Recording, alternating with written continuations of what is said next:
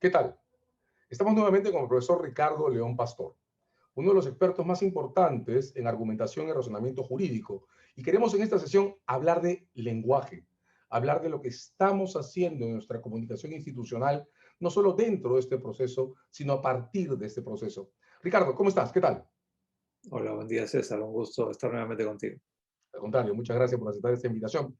Ricardo, me interesa mucho tu perspectiva teórica, pensando desde un experto en razonamiento y en argumentación legal, porque de varias maneras todo esto que está ocurriendo, creo que ya ni siquiera es necesario singularizarlo, va a tener efectos sedimentales sobre el modo en que establecemos, el modo en que alegamos, razonamos, justificamos, discutimos sobre asuntos institucionales.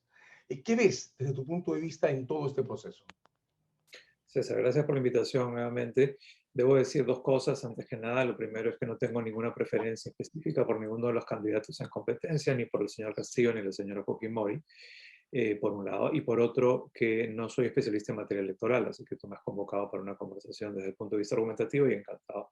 Lo que veo son, digamos, alegaciones de lo que veo, ¿verdad? Como observador no soy abogado de ninguno de los procesos de impugnación o anulación de votaciones.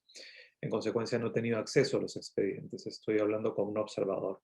Si me preguntas lo que veo es alegaciones eventualmente de un lado y eventualmente del otro, pero en particular del lado de quien alega, que es quien tiene la carga de la prueba, que no están respaldadas en prueba. Y no están respaldadas en prueba porque, digamos, la alegación general es hay un fraude electoral, hay unas falsificaciones de firmas, entre otras irregularidades, pero cuando dice eso no lo puede acreditar. Lo que alega también es que hay un recorte de su derecho fundamental al debido proceso, en particular al derecho a probar, en el marco de un procedimiento de impugnación que tiene plazos sumamente cortos, ¿no? Que someten a un estrés a la defensa que le hace imposible probar. Sin embargo, como todos sabemos, son procedimientos electorales con plazos muy acotados y plazos cuyas reglas de juego estaban publicadas desde el inicio, ¿verdad? Antes de la contienda electoral todavía. Entonces, me parece que en procedimientos de este tipo, donde los plazos son muy cortos, sumamente acotados, sumamente exigentes, imponen un deber de diligencia en los litigantes que los litigantes deberían anotar y deberían conducirse de acuerdo a esas reglas. Sin embargo, el reclamante, el impugnante ahora, pretende desconocer esas reglas porque dice que no le funcionan en violación de su derecho fundamental a la prueba, pero por otro lado, ese derecho fundamental a la prueba está arreglado, tiene unos plazos, esos plazos eran conocidos de inicio y en consecuencia me parece que levantaba un estándar de diligencia sumamente exigente para el impugnante que el impugnante no pudo superar. Mi resumen es que hay una alegación sobre un pretendido fraude vinculado a falsificaciones de firmas, por ejemplo, que no ha sido acreditado, y al mismo tiempo que la alegación sobre que no me dejan probar y que deberían extenderse los plazos, por ejemplo, o debería hacerse una investigación más completa, entran en clara contradicción con la exigencia de un calendario electoral muy acotado para respetar eventualmente una declaración de voluntad popular y lograr estabilizar el ejercicio democrático que hemos hecho en las votaciones. Entonces, es un asunto complejo. Creo que, sin embargo, me parece que como resultado lo que tiene es alguien que alega un fraude que no ha podido acreditar en el marco del procedimiento debidamente arreglado desde un inicio. Alguien que además pretende que las pruebas que necesitan le deben ser entregadas porque no las tiene y le deben ser entregadas en el procedimiento que ha elegido. Pero ok, yo creo que podemos ver un defecto formal en esto, pero ¿qué implicancias crees que puede tener? Porque de varias maneras, este discurso que has resumido con tanta claridad pretende postularse a sí mismo como un discurso que tenga vocación hegemónica sobre procesos institucionales. Es decir, al mismo tiempo que hace peticiones concretas sobre estas elecciones, también hace una suerte de postulado sobre la justicia institucional en general, ¿no? La argumentación pretende ser constitucional, pretende tener recibo internacional. La pregunta es, ¿tú ves un discurso que se esté haciendo cargo de sus consecuencias? De varias maneras hemos repasado alguna vez en alguna otra conversación que un discurso moralmente consistente es aquel que puede ser reclamado tanto a mi favor como en mi contra. ¿Qué puede ocurrir si en el resto del sistema resultara que prende esta mecha y entonces todos empezáramos a pretender que es el Estado el que debe darnos las pruebas de todo lo que alegamos y entonces empezáramos a lanzar acusaciones de este tipo en general. ¿Cuánto, aquí quiero aterrizar mi pregunta, puede afectar este discurso que tiene seguidores, tiene adeptos, tiene, digamos, cierto nivel de respaldo en algún sector de la ciudadanía? ¿Cuánto puede afectar el equilibrio o la corrección del andamiaje legal, pensando en litigios, pensando en reclamos, pensando en peticiones? ¿Cómo no? Digamos, desde el punto de vista argumentativo, y esto está muy de la mano con los discursos, digamos, al corriente en el derecho procesal contemporáneo, y además no son cuestiones novedosas, estas cuestiones en realidad tienen siglos de práctica legal, quien alega prueba, ¿verdad? Desde el punto de vista procesal, quien introduce una demanda debe poner las pruebas que fundamenta su discurso narrativo, su discurso de hecho, porque si no caemos en el gran peligro de que sea un discurso muy efectivo, eventualmente muy efectista, eventualmente que toque fibras sensibles, ¿no? Sea el receptor que sea de la judicatura, sea del gran público, de la audiencia, etcétera, o de los adeptos que te siguen en tu, digamos, vocación política, pero que queden simplemente en eso, en una narración que no está confirmada. Por eso es que no estamos aquí, digamos, escribiendo una historia para una buena serie de Netflix, donde solamente importa la coherencia interna de la historia, ¿no? O sea, no se trata solo de que el argumento sea creíble porque no es contradictorio, o el decurso de la acción narrada luzca no contradictorio, o ante una contradicción hay un desenlace interesante, que es lo que nos atrae cuando vemos una serie televisiva, una película, o leemos una novela. No se reclama en el discurso teórico legal ese tipo de coherencia solamente, sino que una segunda coherencia muy importante, que es la coherencia externa. Entonces mi discurso narrativo debe estar respaldado en pruebas suficientes. Que sea prueba suficiente y cuál sea el estándar, eso es muy discutible dependiendo del orden procesal en que te encuentras. Como sabemos, en el penal, por ejemplo, se suele hablar de un estándar de prueba mucho más exigente, en el derecho civil tal vez menos exigente. Sin embargo, esa segunda coherencia, que los autores llaman coherencia externa, es fundamental. Y el gran peligro de hacer alegaciones donde solamente yo tengo una historia que suena bien desde el punto de vista de la coherencia interna y que apela a sentimientos, por ejemplo, de justicia o a sentimientos de búsqueda de la verdad, con los que muchos seguramente estaremos de acuerdo, tiene que reflejarse también en un segundo nivel de coherencia externa donde yo presente la prueba. Si no soy capaz de presentar la prueba, simplemente en cualquier ambiente de litigación voy a perder el caso. Como digo, lo dramático de la situación, desde el punto de vista de quien alega el fraude, es que de alguna manera el aparato institucional no le deja probar e invierte la carga de la prueba, y lo que dice es que el Estado debería entregarle esas pruebas. Eso es sumamente implicante y sumamente difícil de hacer, porque la carga, de nuevo, la tiene quien presenta la narración. Y en este momento esa carga no la ha podido desarrollar porque no tiene simplemente la prueba. Si bien es cierto que los plazos son muy acotados, son muy exigentes, son reglas del juego. Y atención, no son acotados y exigentes y cortos y breves por capricho ni por ningún complot detrás del que se considera ganador o perdedor en la elección, sino que lo son porque hay un calendario electoral. O sea, hay una razón fundamental que tiene que ver con organizar un proceso electoral que pueda efectiva y eficientemente declarar a un ganador en un calendario determinado. De lo contrario, nos encontraríamos en una gravísima incertidumbre de no saber quién pueda ser el siguiente presidente de la República, sea él o sea ella. Entonces, en ese marco, lo que creo es que un discurso simplemente vinculado a la coherencia interna y vinculado a decir, no me entregan la prueba y yo tengo un gran argumento basado en la justicia o el conocimiento de la verdad, este alegado derecho a conocer la verdad, que ha sido además desarrollado por la jurisprudencia constitucional peruana y de la Corte Interamericana de Derechos Humanos, me parece que no debe ser un argumento que se maneje de manera tan, voy a decirlo así, ligera, porque tiene del otro lado, digamos, una configuración legislativa y unos propósitos constitucionales que suponen el respeto de un calendario electoral por un bien que es muy importante, que es la estabilidad democrática y el respeto de la voluntad popular. Hace poco, en una conversación como esta, Omar Cairo me explicaba, nos explicaba, que esto que tú dices, ¿no? El proceso electoral tiene como especialidad su organización y su subordinación al calendario electoral. De modo que no es un proceso de conocimiento, no es un proceso de investigación tipo penal, es un proceso desarrollado para que el calendario no se interrumpa, subordinado que el calendario no se interrumpa. Ahora, en el comentario que has dicho, quiero hacer una devolución. Hay dos cosas que me parecen paradojas tremendas, ¿no?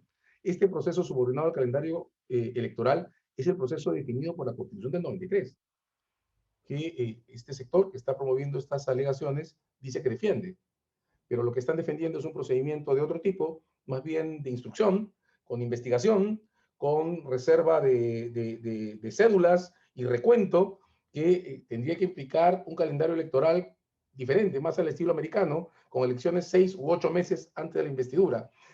Entonces, yo no sé cómo explicar en términos narrativos, Ricardo, y ahí pido tu opinión, cómo podemos abordar un discurso que pretende que el proceso debe ser lo que el alegante sostiene que debe ser, pero que además las pruebas que requiere son las que el alegante pretende que requiere. Digo esto porque un caso de fraude electoral supone antes que nada prueba testimonial. O sea, personas que se reclaman suplantadas, personas que se reclaman violentadas, una exhibición de testigos. Y lo que en este caso se está pretendiendo es que la prueba es la prueba visual de padrones o de imágenes de firmas que no son la prueba para un caso de fraude masivo. ¿Estas paradojas tienen forma? ¿Hay alguna manera de dominarlas que nos permita prevenir por el etiquetamiento cuando se producen y evitar que se repitan? Porque hace poco, en estos días, por ejemplo, he visto, o hemos visto todos, cómo el virus se expande, ¿no? O se puede expandir. Hay un caso en discusión ahora, que es el caso Meneses, que no está claro en todas sus formas. Perú Libre ha afirmado que uno de sus militantes ha sido asesinado en un crimen político durante una manifestación y ha presentado públicamente cargos muy fuertes contra miembros de una organización política específica. Y al día de ayer he visto un comunicado del Hospital 2 de Mayo que confirma que esa persona, el señor Meneses, estaba internado desde días antes del evento al que asignaron su asesinato. Y entonces, digamos, estamos hablando todo este tiempo de un discurso de fuerza popular construido sin referencia a pruebas, pero nos encontramos una línea en formación, espero que se corrija, pero está en formación, de Perú Libre, presentando un caso que no está apoyado en evidencias.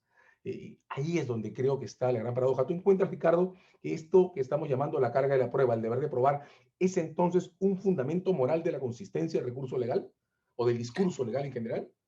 Sí, lo que puedo decir es que tenemos que separar un poco las cosas, mi querido César, porque, digamos, en las discusiones, en los debates, en las controversias, uno puede entrar, digamos, a cualquier nivel de debate y a cualquier nivel de profundidad, ¿no? Si quisiéramos, por ejemplo, en los debates legales seguir buscando la verdad, probablemente los procesos judiciales nunca terminarían, ¿no? Entonces, el arreglo institucional que se ha hecho, y eso depende de los marcos procesales específicos, es un arreglo práctico. Y el arreglo práctico es que en algún momento la discusión debe terminar, ¿no? Incluso en las impugnaciones, en algún momento alguien tiene que cerrar el caso porque si no el caso nunca terminaría. Y podría haber apelaciones, apelaciones, impugnaciones, impugnaciones y nunca tendríamos una definición de certeza jurídica. Y aquí recuerdo una distinción teórica legal muy básica, pero creo que muy útil, entre, digamos, justicia material, por decirlo así, y justicia procesal, ¿no? En la justicia material vamos a hacer alegaciones de fondo, van a hacer investigaciones muy basadas en, digamos, en plazos dilatados, en etapas probatorias amplias, ¿no es cierto?, y posibilidades de ejercer ampliamente defensa y construcción y debate y contradictorio sobre la prueba, pero esto requiere un diseño procesal determinado. Tú lo mencionaste hace un momento, juicios que se llaman juicios o procedimientos de conocimiento, ¿verdad? Que no son urgentes, que no son rápidos, que no son sumarios, por la importancia del asunto, etc. Por ejemplo, algunas investigaciones muy vinculadas a violación de derechos humanos, estoy pensando básicamente en protección de vida y libertades fundamentales, en efecto suelen ser mucho más dilatados. Y aquí ha habido reiterados pronunciamientos no solamente a nivel de justicia interna, sino de justicia internacional, me refiero a Corte Interamericana de Derechos Humanos. Sin embargo, hay otros procedimientos en los que el legislador o digamos, el diseño institucional va a preferir un argumento muy práctico. Y el argumento muy práctico es, bueno, más allá de lo que realmente haya sucedido en un caso, vamos a tener plazos muy cortos para tener un modelo de justicia procesal. No tanto de una justicia material, algunos autores o filósofos del derecho hablan de justicia perfectamente procesal, sino simplemente un diseño de un mecanismo que sea célere y eficiente para poder tomar decisiones sobre una controversia, pero que sean muy rápidos, y que sean muy rápidos por la protección de algún otro valor fundamental, como la certeza jurídica, la seguridad jurídica y todo lo que veníamos diciendo hace un momento.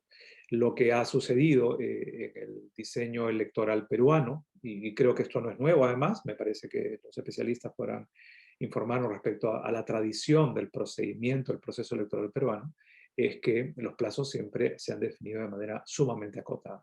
Y además ya hay pronunciamientos, por ejemplo, como todos sabemos, del Tribunal Constitucional, y pronunciamientos no nuevos, del año 2005, el caso Lizana, que se ha comentado mucho en estas semanas, donde el propio Tribunal Constitucional ha dicho que a pesar de una eventual violación de debido proceso en el marco de un procedimiento electoral, las decisiones electorales tomadas en el procedimiento electoral no van a alterar el calendario procesal, e impugnaciones, por ejemplo, por fuera del esquema procesal, como impugnaciones a través de acciones de amparo, tampoco van a detener el calendario procesal.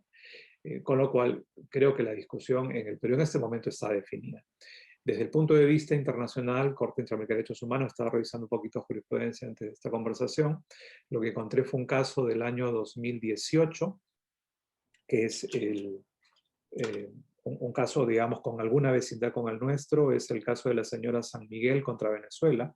Es un caso interesante donde la señora San Miguel y otras dos empleadas de una entidad pública firman una planilla para participar en un proceso de revocatoria promovido en el año 2003 contra un presidente de Venezuela en el año 2003. Y cuando se enteran, ¿y qué pasa? Esta planilla de quienes refrendan, ¿no es cierto?, digamos, quienes estaban a favor de la revocatoria, esta planilla es publicada, aparentemente por un diputado de apellido Tascón, y se le conoce como la lista Tascón. Y luego, estas señoras, luego de la publicación, son despedidas de la entidad estatal que les había contratado, ¿no? Con lo cual, hay una discusión en el caso sobre si hay un cierto derecho a la confidencialidad en la inscripción digamos, de quienes están a favor de promover la revocatoria presidencial, o hay una tal transparencia, por ejemplo, del órgano electoral venezolano, como para que permita este tipo de publicaciones. ¿Por qué comento el asunto? Porque también hay una breve referencia marginal en el razonamiento de la Corte Interamericana a que eventualmente los órganos electorales de los países del sistema interamericano deban promover mecanismos efectivos, razonables, de investigaciones vinculadas a fraudes electorales, por ejemplo, a falsificaciones de firmas. Pero es una mención muy lateral y no hay un desarrollo de contenido, digamos, detallado. Lo que quiero decir es que tengo la impresión, salvo que me corrijan los expertos y las expertas, que no se ha producido aún o no se ha llevado a conocimiento de la Corte Interamericana aún un caso de la matriz que estamos discutiendo ahora, y que eventualmente pues, podremos tener probablemente, si este nivel de litigio continúa, probablemente al final de la historia un pronunciamiento que deba ser pronunciado por la Corte Interamericana. Al menos a título de consulta, ¿no? Porque claro, lo que también queda claro en tu comentario es que el hecho de que este proceso en particular, el electoral, esté organizado de una especial manera, que hace que las razones válidas sean las razones que se subordinan al cumplimiento del calendario, no impide que otros procesos ulteriores puedan trabajarse sobre base de evidencia efectiva reclutada. Al final del día, creo que lo que estamos llegando en tus comentarios es a que el deber público moral de generar evidencia que justifique la puesta en cuestión de determinados eventos institucionales se convierte en una carga imprescindible en un sistema constitucional que trata de ser equilibrado y que eso no cierra las puertas, como repito, a que en un otro proceso pueda discutirse evidencia si es que esta existe. Digamos, nadie ha cerrado la puerta a que el futuro tenga consecuencias prácticas también, ¿no? Pero déjame plantearte una paradoja. Encuentro, pero quiero saber tu opinión, cierta dificultad en que en una parte del discurso Fuerza Popular sostenga que tiene el derecho a que el Estado pruebe su caso.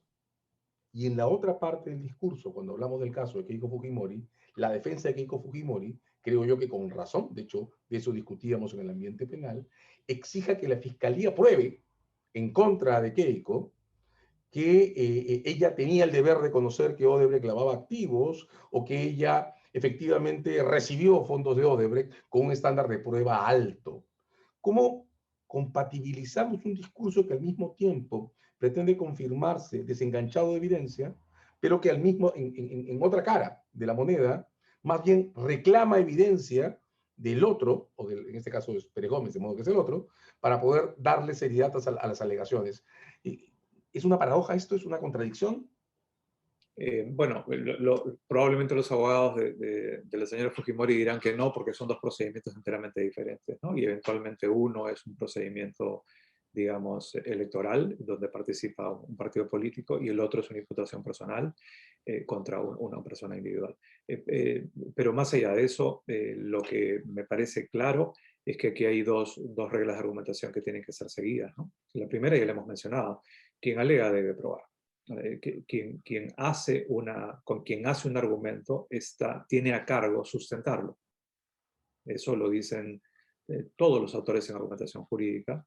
Por mencionar uno de los más célebres, por ejemplo, Robert Alexy, el famoso profesor de Derecho Constitucional y de Teoría de Argumentación alemán, ¿no?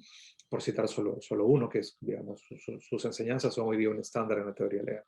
Pero además hay otra de las varias reglas de argumentación importantes que deben seguirse si uno quiere hacer una argumentación exitosa, y es que quien alega, el argumentador o la argumentadora, debe ser consistente con sus argumentos, ¿no?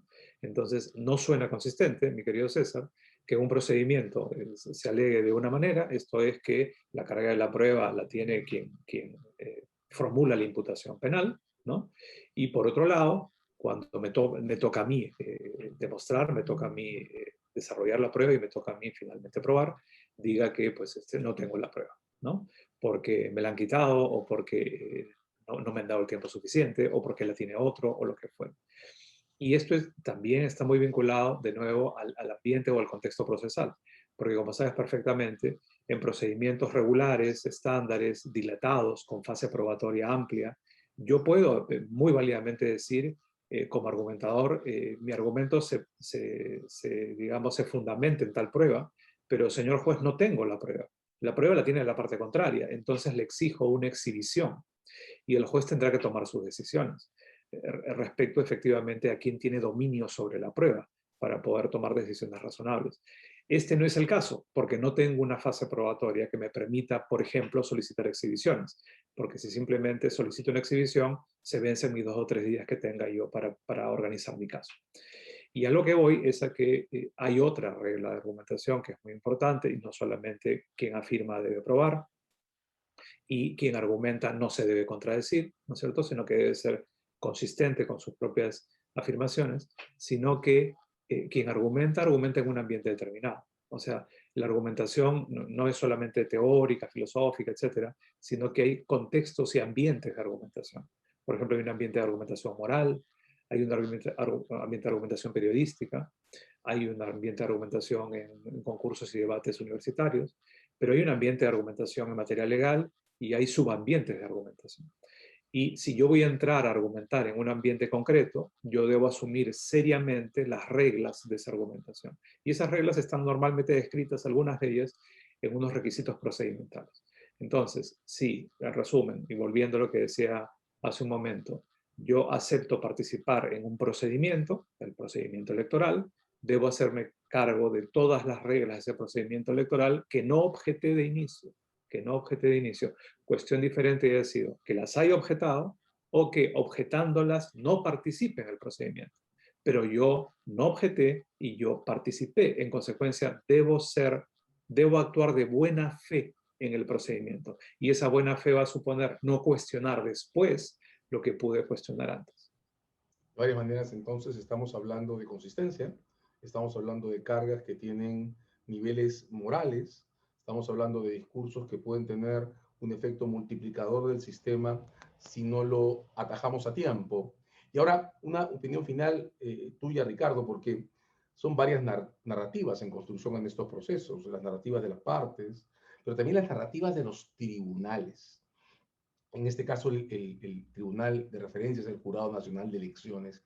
¿Qué impresión te ha dado el modo en que el tribunal se ha parado frente a este proceso desde el punto de vista del control de consistencia de su discurso o del discurso mayoritario y desde el punto de vista de la construcción de un discurso electoral que sea sostenible en el tiempo? Bueno, es una pregunta compleja, mi estimado César. He visto algunas audiencias del jurado. Perdóname que diga esto, pero digamos, no es un argumento válido, pero simplemente creo que debo decirlo. Conozco al magistrado supremo Jorge Salas Arenas, porque siento el mayor respeto intelectual y profesional. Me parece que ha sido uno de los jueces más brillantes de Arequipa, que hace unos años logró un asiento en la Corte Suprema. Es un hombre académicamente muy formado eh, y confío personalmente en sus capacidades. Dicho esto, eh, y no conozco los demás señores. Pero dicho esto, a lo que voy es a que el jurado me parece que ha tenido una posición un poquito ambivalente, un poquito con falta de claridad al principio, cuando, por ejemplo, parece que tomó una decisión por abrir un plazo, ¿no es cierto?, un plazo por horas para permitir impugnaciones y luego revisó, volvió sobre sus pasos y finalmente negó esa posibilidad de flexibilización. E introdujo un problema, porque entonces parte del debate entre las partes es unos que exigen flexibilidad para lograr algún tipo de verdad material, ¿no es cierto?, de capacidad de investigación, de capacidad de desarrollo de prueba, y otros que dicen, no, hay un calendario muy específico y que no se debe tocar porque es regla de juego, y modificarlo va a significar, en los hechos, favorecer a una de las partes. Entonces, claro, digamos, este devaneo inicial del jurado me pareció claramente inoportuno. Pero dicho esto, me parece que el jurado se ha conducido de una manera razonable durante las audiencias, las que han sido televisadas o puestas yo las he seguido a través de YouTube, en el canal del Jurado Nacional de Elecciones, algunas de ellas, no todas. Me ha parecido unos procesos de deliberación, digamos, donde ha habido plena posibilidad a las partes cuando se presentaron y luego un proceso de deliberación interna donde los magistrados han tenido oportunidad de expresar sus puntos de vista. Ha habido una gran capacidad de la presidencia de, digamos, no recortar derechos de ninguno de los magistrados. Y finalmente, explorando todas las opiniones y dando amplios lapsos para que esas opiniones puedan ser expresadas, pues se ha procedido a las votaciones. Y las votaciones, como vimos en un primer momento, eran, digamos, por mayoría, ¿verdad? Salvo uno de ellos que hizo una votación por minoría, que ahora se ha ido, y creo que se ha ido malamente, ¿no? Malamente porque no, ese cargo es irrenunciable, pero renunció o dijo que se separaba, que se apartaba, etcétera. Lo que en los hechos es una renuncia. Creo que hubo una intencionalidad de bloquear el procedimiento, que felizmente no fue bloqueado. Pero lo que voy es a que, en general, el proceso de deliberación creo que ha transcurrido de manera transparente y con plenas oportunidades y sin recorte de derecho de nadie. Salvo que, claro, la gente que impugna diga que se le recortaba el derecho a probar su caso y volveríamos sobre la discusión anterior. Una cosa que me preocupa, y no sé si te esté contestando, pero una cosa que me preocupa y que hemos discutido en anteriores ocasiones en otros ambientes, es si las deliberaciones deberían ser públicas o no.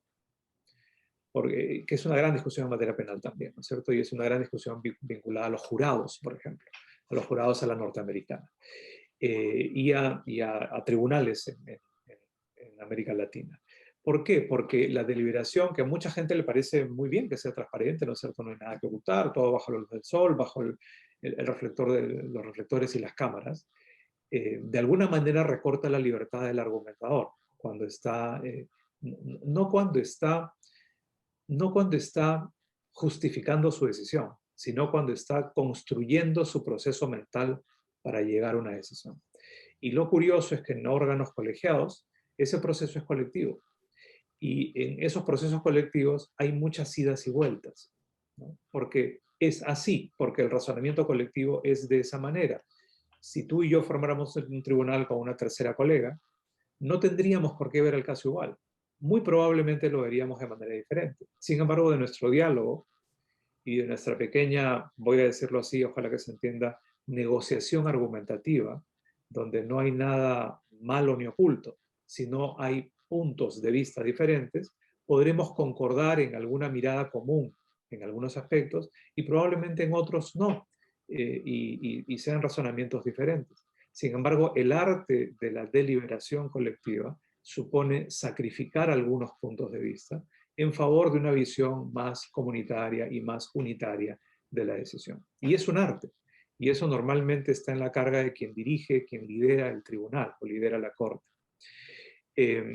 Esos procedimientos, que son procedimientos de alguna manera de negociación, a ver con qué razones nos quedamos, y qué razones tenga cada uno, que aunque nos suenen y nos parezcan importantes, podríamos sacrificar para que no sean argumentadas en el voto justificado, en el voto escrito, es un procedimiento que casi no se puede hacer cuando tú pones cámaras de televisión a la sala de deliberaciones, ¿no? Porque cuando tienes cámaras de televisión, cada individuo que participe en el proceso de deliberación va de alguna manera irreductiblemente a defender su punto de vista. Y en consecuencia la deliberación se puede entrampar. Por eso a mí me parece que es sano que las deliberaciones no sean públicas. Lo público debe ser el razonamiento al que ha llegado el tribunal y que justifica racionalmente la decisión. Y de eso hay mucha doctrina en particular y todos los análisis sobre garantía de la motivación de decisiones judiciales o decisiones jurídicas. Pero yo creo que la transparencia en el proceso de toma de decisión, guión de deliberación, impacta negativamente en las posibilidades de lograr unanimidad. Y eso me preocupa. Sin embargo, la decisión del propio tribunal fue por publicar su proceso de deliberación, que es el que hemos visto, pero estoy absolutamente seguro, basado en mi experiencia sobre estos asuntos, que esos procesos de deliberación no han contado con todos los elementos que se hubiera podido contar y probablemente se hubiera podido enriquecer la deliberación si los procedimientos no habían sido transparentados, filmados y publicados en tiempo real. Es importante porque el Constitucional fue quien abrió la puerta a las deliberaciones grabadas en público. La Suprema todavía no lo ha hecho, pero si esta tendencia sigue, la Suprema va a terminar discutiendo si debe o no abrir sus deliberaciones al público. Lo que estás diciendo es tan fuerte como que ese proceso abierto puede multiplicar el sesgo de confirmación de posiciones previas y reducir el margen de creación de equilibrios, incluso doctrinarios sobre puntos de vista.